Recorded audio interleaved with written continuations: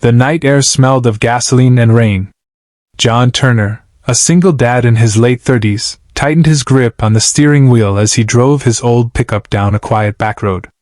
Beside him, in the passenger seat, sat his 8-year-old daughter, Lily, clutching her favorite stuffed bunny.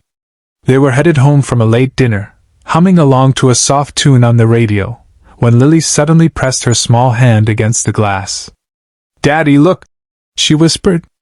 On the shoulder of the road, under a flickering street lamp, stood a young woman. Her long hair clung to her rain-soaked face, and her clothes were torn.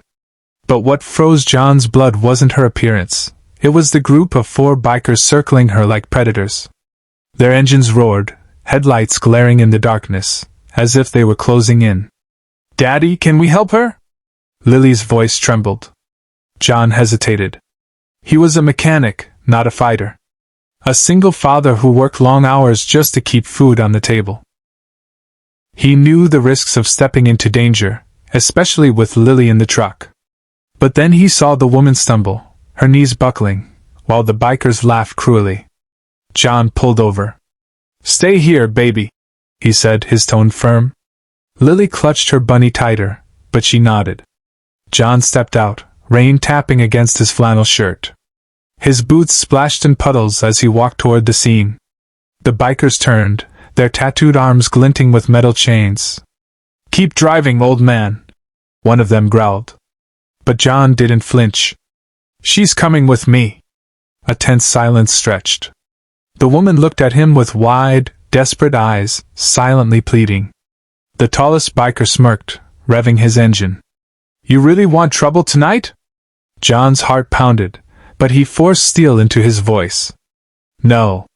But I'll take trouble over watching a woman get hurt." For a moment, it seemed they might lunge at him. But then Lily's small face appeared in the window of the truck.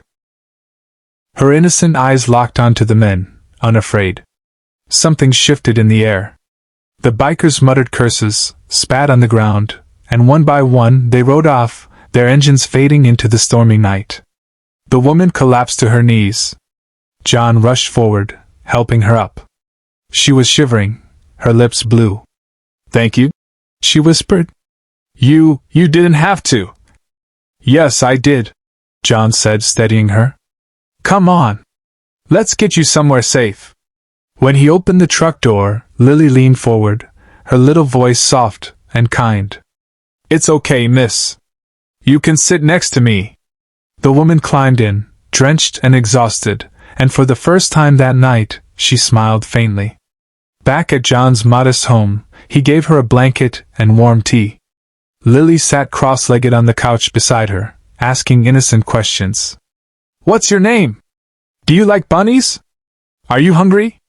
The woman finally spoke, her voice trembling but stronger than before.